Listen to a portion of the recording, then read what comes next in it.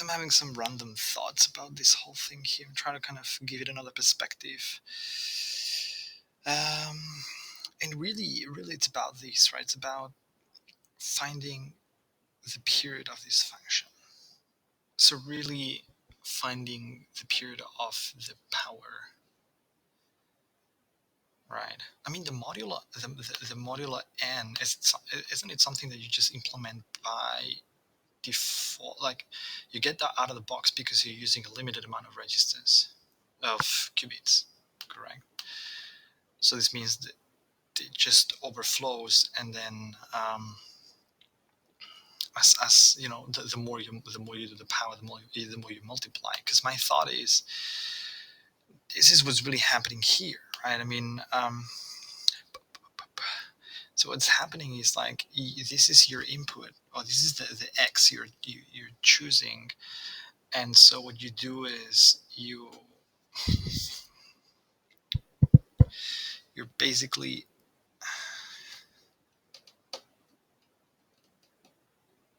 calculating all the powers up to a certain number, and so you start with just x, right? We're just turning that into x. That's your first step, because that is then this is the same like this times to the power 0.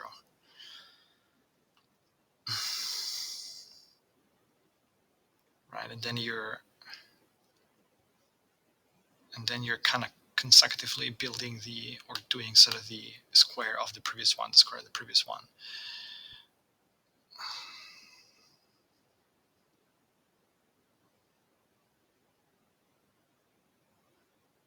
Yeah.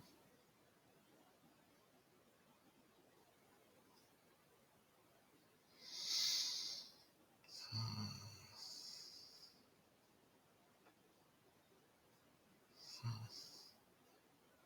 It's kind of the feeling that I'm having right now. It's that this is really what's going on. I'm trying to see.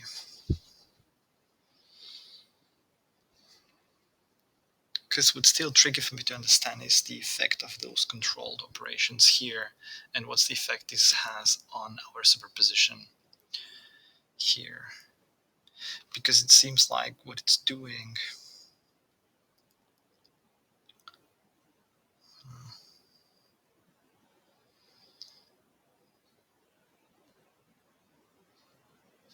it's putting each qubit into a superposition.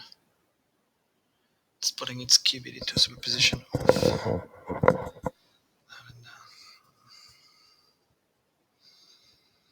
because that's literally the result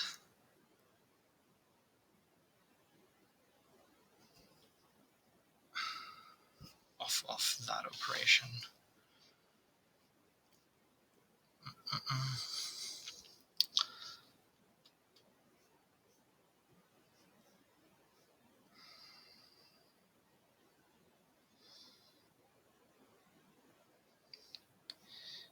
Maybe I should just try to build a really basic example, and then see really what happens, right? Practically.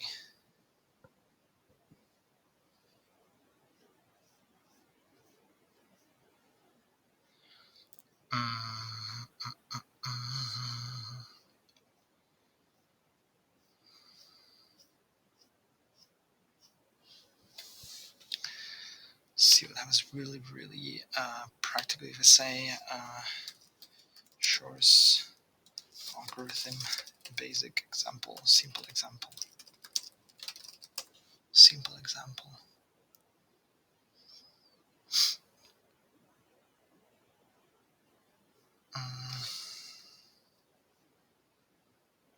Quantum algorithms. Maybe this.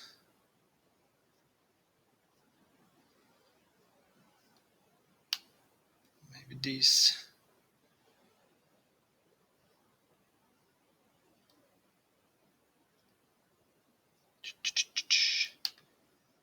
Simple example. That's step by step. That's not what we're interested in. That's the image.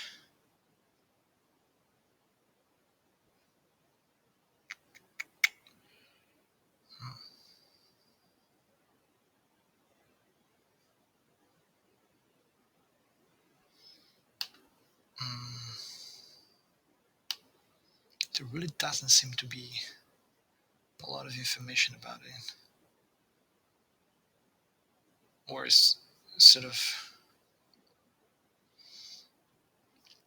an actual practical example. Maybe it's just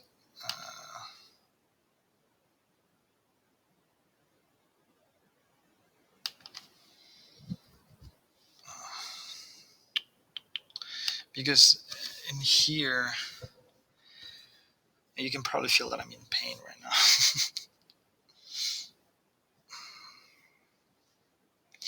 What I don't like from that is that it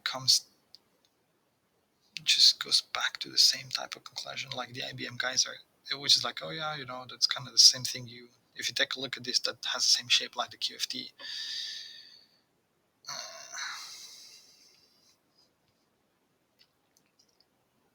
Which doesn't help me really.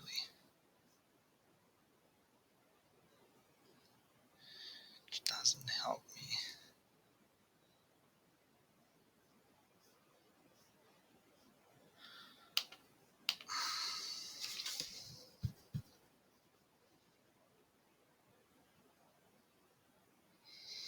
Because, come on, can I just find the? That's not what I want.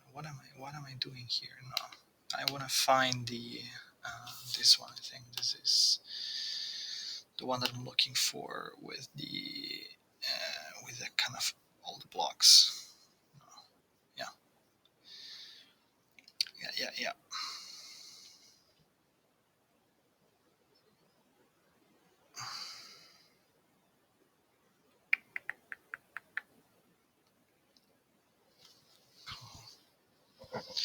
Come on.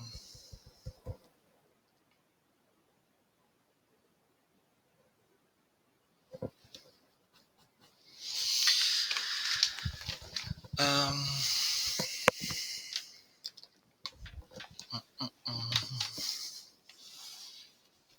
This is probably going to be one of the first videos I'll have to cut a lot to remove all the blanks, unless you want to see all the pain.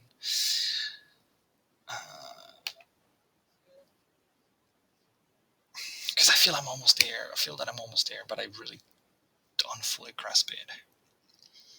And I'm kind of missing that point here of like how why applying that in a controlled, because I guess so if my intuition is correct, it's basically what we're doing is we're basically trying to implement that modular thing, that exponential thing that we saw right in the very first, right. So that the concept here is we translate the problem into these, right, into finding that period. Because if you find that period, then you can find the prime factors easily. That's kind of the baseline. I'm assuming that's correct, and I'm not going to dive into this. So this is a problem that is then meaningful. So we're basically trying to do this, right. So because we're trying to do these, we're trying to find then what's that period of the function. So because my understanding here would be, if you manage to have like you've got your superposition and to kind of like then have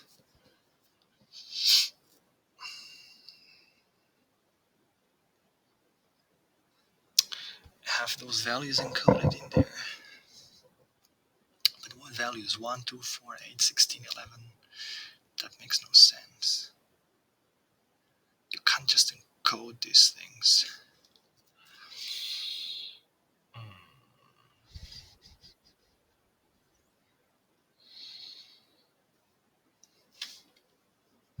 Because my first thought is like if you manage to get this in a way that you've got a wave, then you can find the frequency. But that's not also what's happening here, because the inverse of the quantum Fourier transform is doing the opposite. Is basically basically constructing these.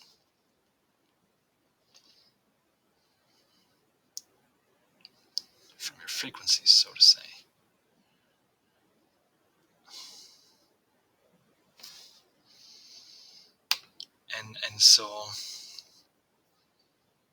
And so when you get that,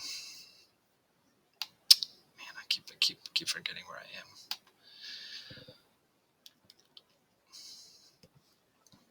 So by applying those operations, what's the effect that you're having on the qubits here, right?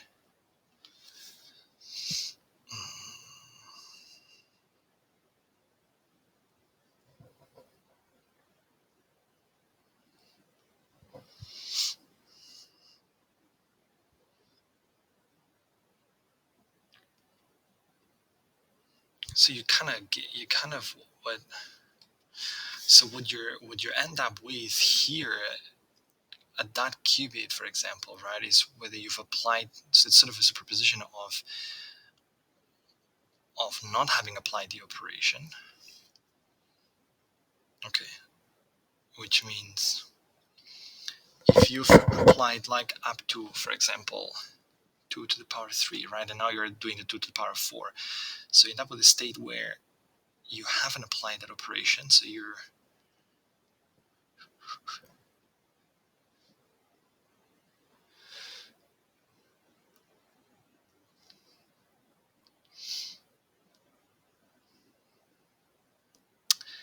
haven't applied that operation.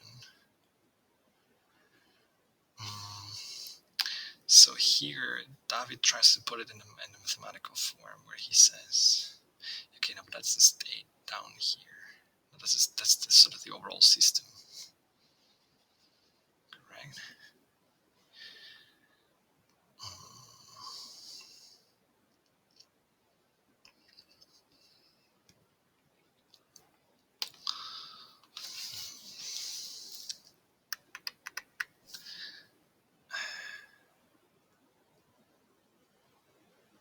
Classical processing.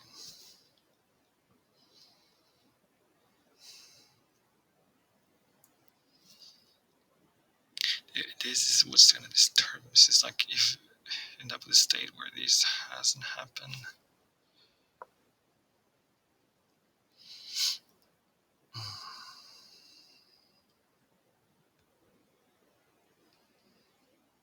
Because like these two registers, they should be pretty independent. So at the end of the day, you just kind of care about what's happening here, right? And because that's what you're measuring here.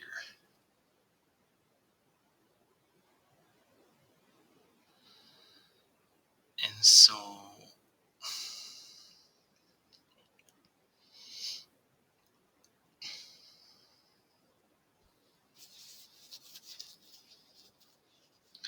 let's start from like 1, so 2 to the power 0. So let's take the example here. So you've got 1, 2, 4, 8. You've got all these numbers, okay? So can I just erase the whole thing? Yay. So you've got all these numbers. But now, and so now you're getting into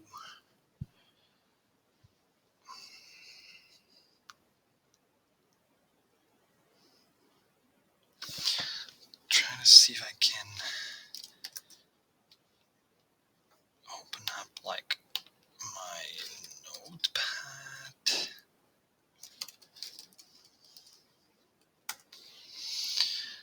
Just for a second, okay?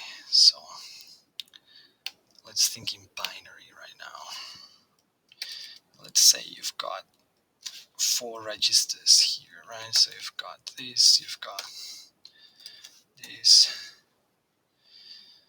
you've got 4, right?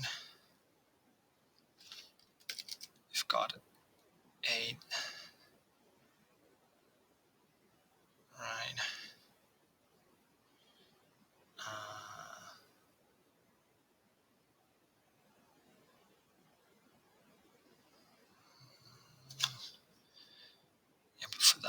we need more numbers. We need more for that, because actually that's really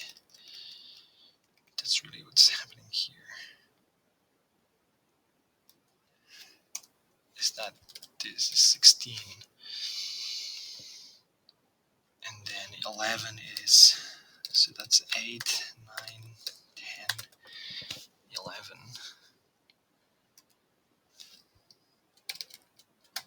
Right, so this is your these are your, exactly, so this is the registers, right? But then, so but then if you think about these, and then you're kind of having a controlled operation in each of them, right? So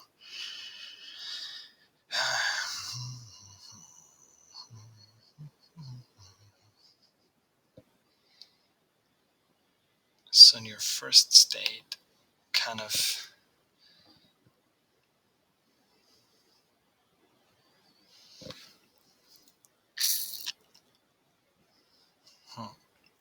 you're ending up with,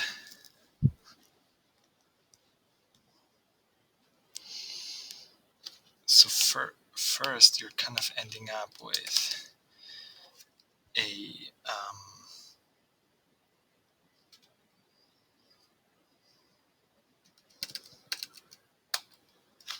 so you're ending up with this state like where we've got like, or it hasn't happened. And hasn't happened in this case is kind of one, also one, also one. I'll probably try to explain a little bit later what I'm trying. So I'm trying to think what's going on here, because now basically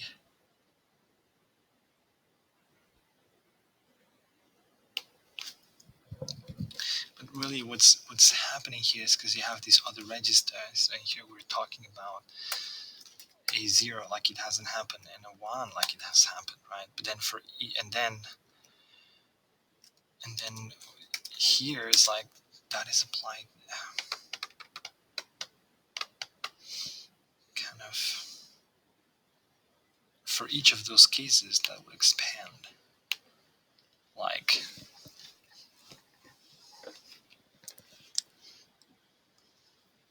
but now you've got a 2, okay?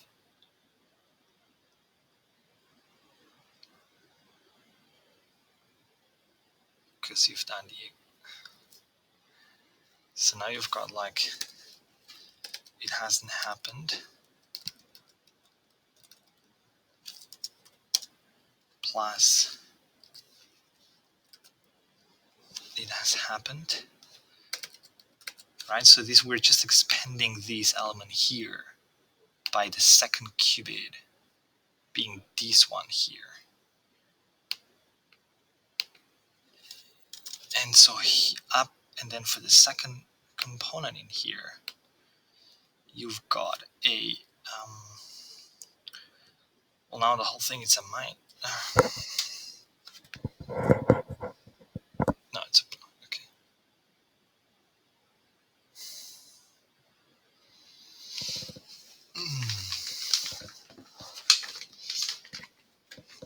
So now you kind of got these minus these, right? That maybe makes no sense at all. Does this make sense or not at all?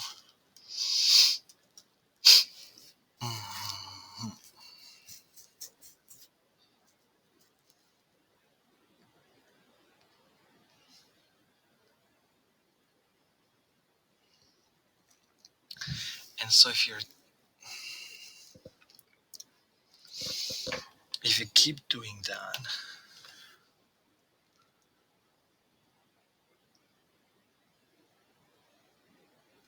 no, wait a second, it's not entirely that, because if it hasn't happened, then it's a 1. If it hasn't happened, then it's a 1. If it has happened, then it's a 2. If it hasn't happened, then it's a 1.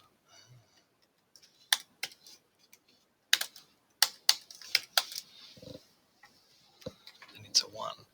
And if it has happened, then it's a 2, right? Because remember that this is telling us good, so the operation has been applied. So this means the goal of the operation is to get so you're kind of doing the the exponential thing, okay? And so this is building sort of a trace. Interesting.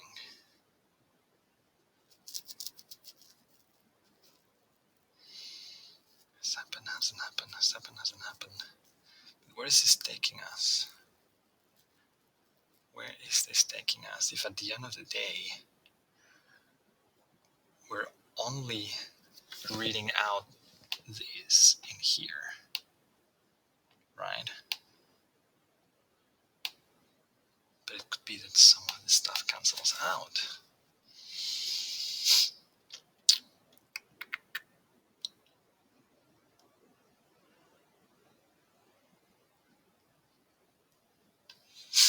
Correct?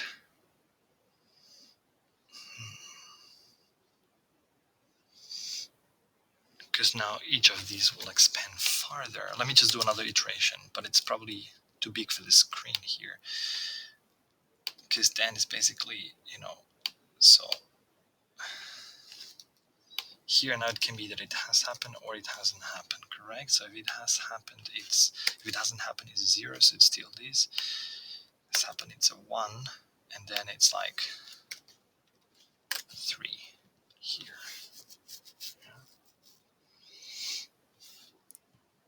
And then we've got this guy here. It's like if it hasn't,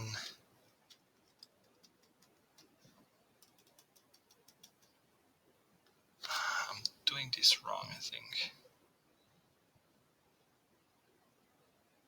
Because I should really do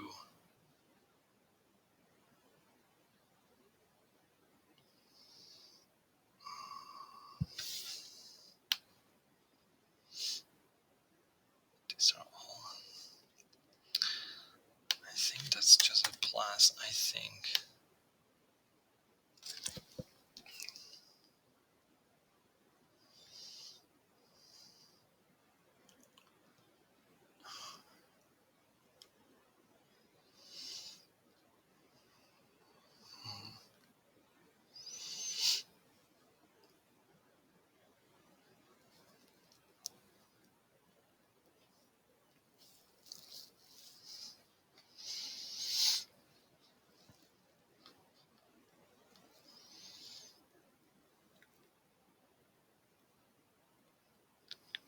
Because they're all hardmarked on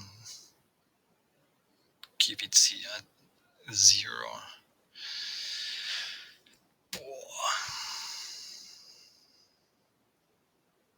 So now it's like it hasn't happened and it has happened. Just kind of like 3 here, correct?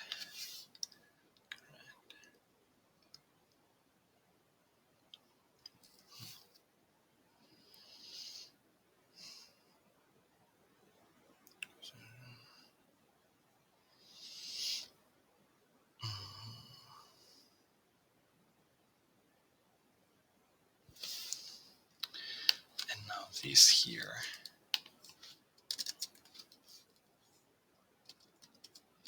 would be it hasn't happened and it has happened. So it's a 1 here.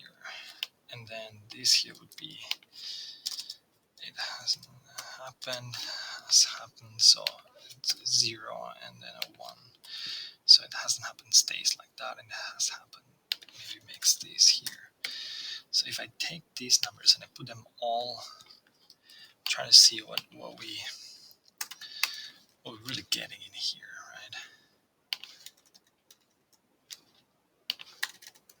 So what am I really getting in here? So if I can see anything that indicates me what's happening really under the hood with the uncertainties and all that stuff, I'll just put that here. That's 2, 1, that's a 2, that's a 3,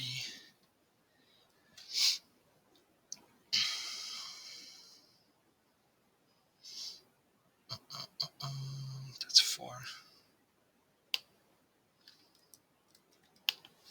So 5, 6.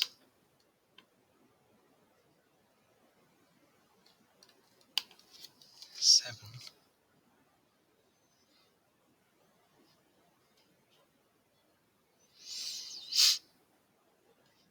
I think that was a mistake. 1, 2, 3, 4, 5, 6, 7, 8. Yeah, that was just, I forgot to remove that one.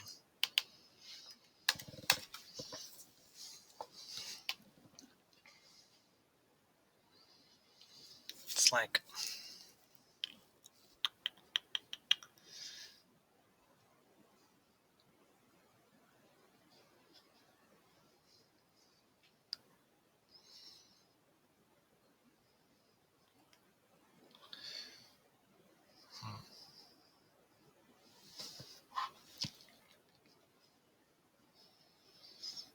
so this is the first result, of the second, the result of the third.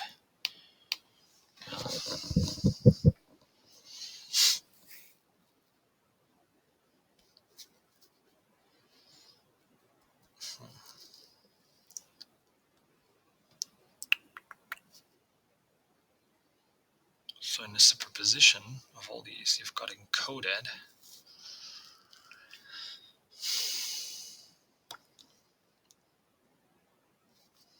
That's complicated to see. I don't think if this is taking me anywhere. Maybe just jumping too much into the detail.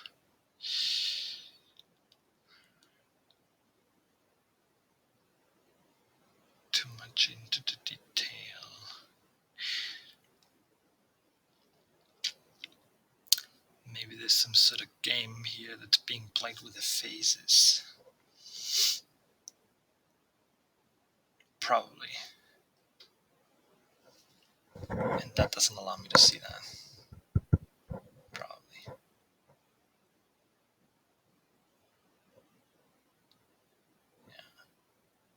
Yeah. Because, I mean, yeah, it's probably a game with the phases. I mean, there's... So basically, which means that we're phase encoding something. We're phase encoding something. Are we?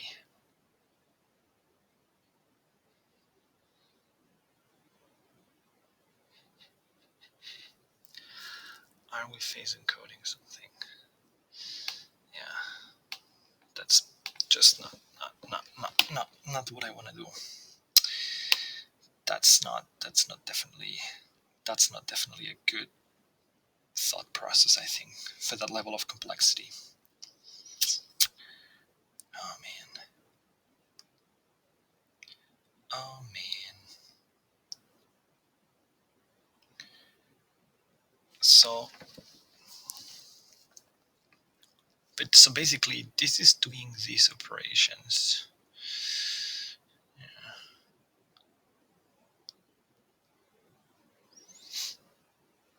The trick is how are they implemented, right? Because that affects... What was the phase kickback thing? Phase kickback. Was there something like...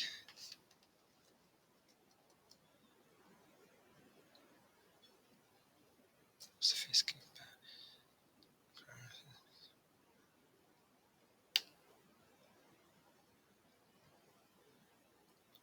Oh man, you see? Interesting that the phase kickback mechanism... So that's kind of okay. So I'm on the right path. Why does the phase kickback mechanism work in the quantum phase estimation algorithm? I've probably read the chapter QFT implications for Nielsen a couple of times before this took this thing for granted. But today, when I look at it again, it doesn't seem obvious to me at all. Here's this grid diagram for the phase estimation. The first register having t qubits is supposedly the control register. If any of the qubits in the first register is in state 1, the corresponding control unitary gate gets applied to the second register. If it doesn't get applied to the second register, if it is in a superposition of the two states, the action of the corresponding unitary on the second register can be determined by linearly. Okay, notice that all the gates are acting only on the second register and none on the first register. The first register is supposed to be only a control. However, they show that the final state of the first register is this. So you see, that's what I meant. I think this is because of the phase kickback thing. I kind of read about the phase kickback first time in the Programming Quantum Computers book from why the state of the first register should change when acting as control. I initially thought that considering the exponential factors to be part of the first register was under mathematical convenience, but it didn't make sense. Explain why exactly the state of the first register of the qubit changes. Imagine you have an eigenvector. Come on. Yeah. You only apply control to it, you get out this. The phase isn't attached to a specific register, it's just an overall multiplicative factor. Now let's use a superposition on the first register. So you get this. So it appears on the first register even though it was sort of created in the second register.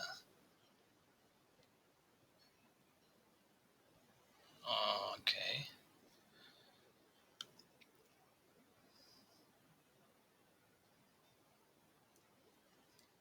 Just clear that.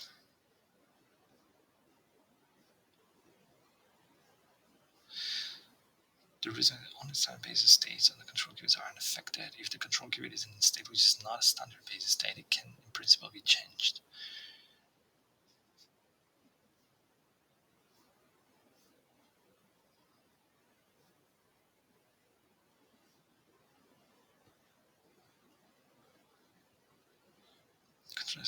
Is an entangling state. Once there is entanglement, you cannot separate the state into first register and second register.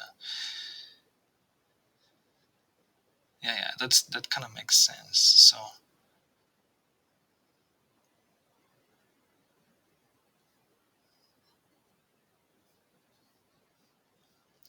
it's funny because it seems to be like that was asked a year ago. It's viewed 1,000 times.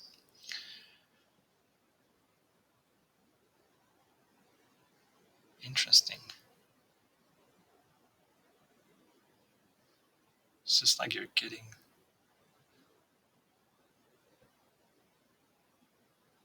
all the phase kickback in here. Maybe I should kind of revisit what the phase kickback was, sort of in principle.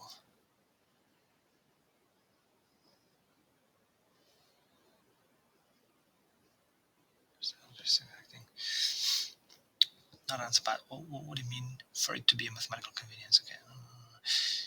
That's the green answer. So let's try to understand that. Imagine you have an eigenvector u of u. If you have a state such as 1 times u and you apply control to u to it, you get out this. The phase isn't attached to a specific register. It's just an overall multiplicative factor.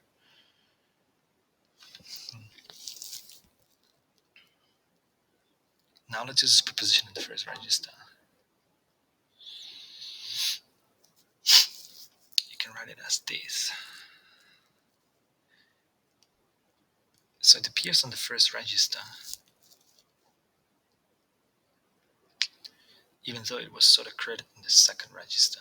Of course, that interpretation isn't entirely true because it was created by a 2-qubit gate acting on both qubits. Exactly. It's the hardest of many quantum algorithms. Why don't we write this and just claim that it is not separable? One can just claim it, but must show it mathematically. For example, we can take the partial trace over the second qubit. To take the partial trace, we pick a basis to sum over. For simplicity, let's pick this. Okay, this is rank 1, and you can see the phase has appeared on the first register, so the state is not entangled. It is separable. Yeah, okay, in this case. So all this is trying to say is that when you apply, and that's kind of what's always, it keeps hitting me back. It's like when you do something like that, when you do something like that in here, I mean, you're entangling the qubits. This means the result of this is now partially represented by those qubits as well.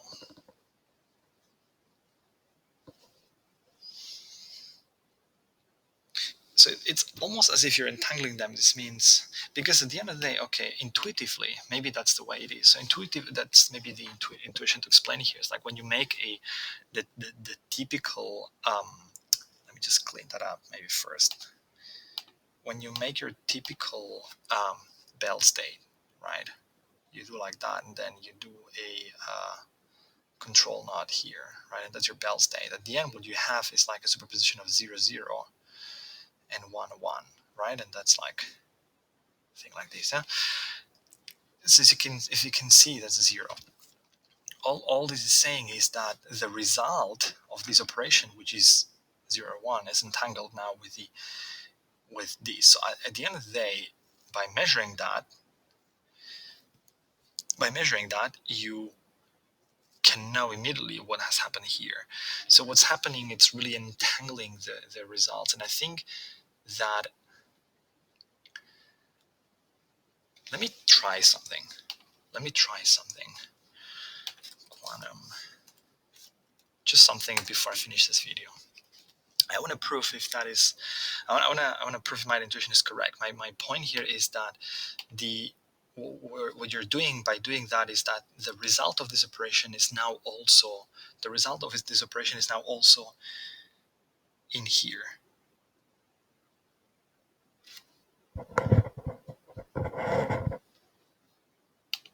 Just kind of weird. But if you measure that qubit. So I just wanted to create a new circuit, because I know, so basically, let me clear that. That's old stuff. So, but basically, I know that there's a control Hadamard here. So just want to run a small experiment and say, what happens if what we do is a control Hadamard? So we put that into superposition, then we do a control Hadamard, and now my theory is, if I measure only this qubit, I should see sort of the same result if I would measure a Hadamard. Let's see. I'll call it quick test. I might be totally wrong, but at that point, I'm kind of like freaking out a bit, I would say. Let's just see if I can run that into a simulation 1024 times. See what happens.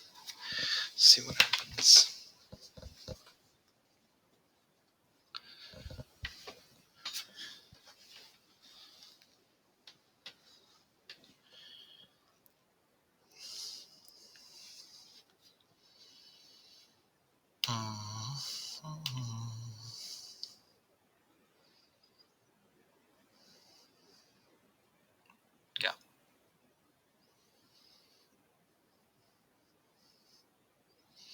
So 0 and 1. Yeah.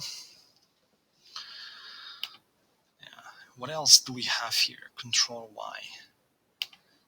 So what is the effect of a Y?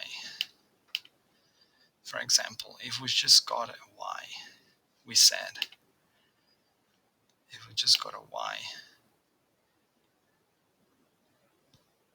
so the Y is basically a 1. If I put a Hadamard in here and I do a control Y, and now I measure only this.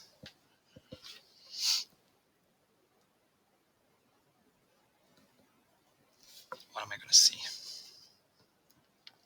What am I going to see? That's my question.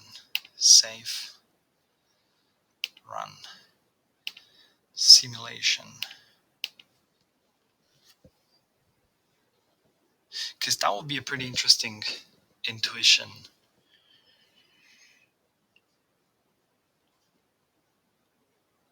That's this one here.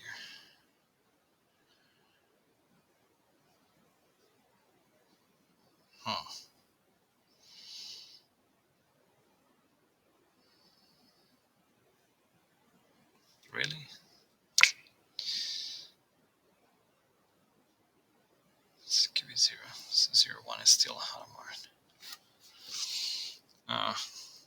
It's maybe not what I expected.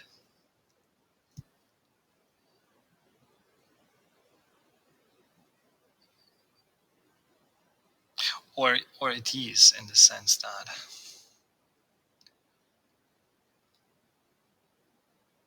it's not what I expected, I think. It's not what I expected. Not entirely what I expected. But I don't have an easier way to prove that. Or I cannot come up with an easier way to prove that. Yeah, anyway, I think I'm kind of, I feel I'm like close to understanding that.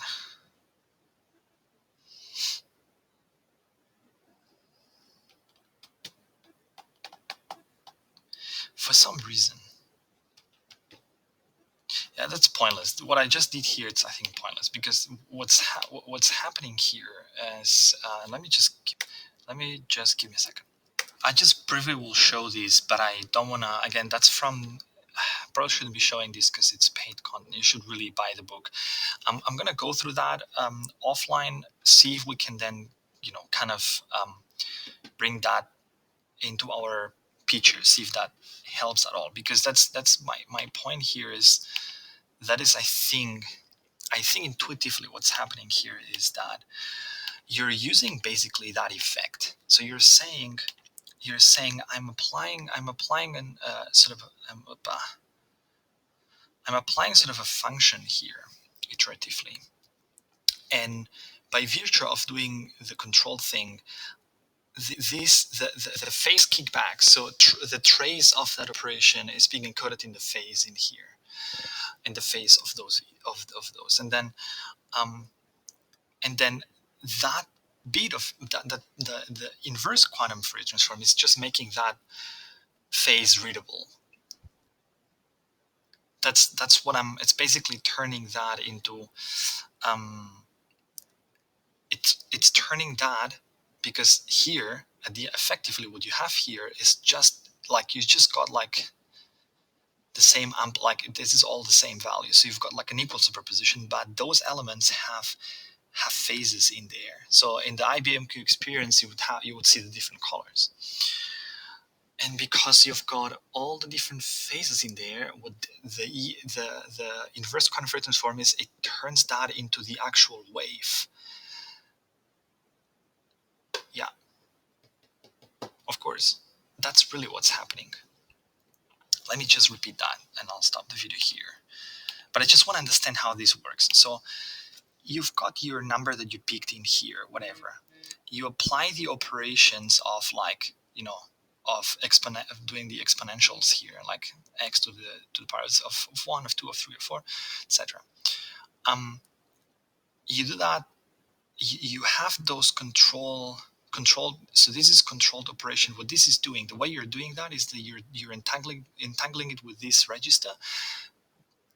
And what you achieve with this is that you end up with like a state where you have like equal probabilities for everything, but the results of those operations are encoded in the phase of these elements.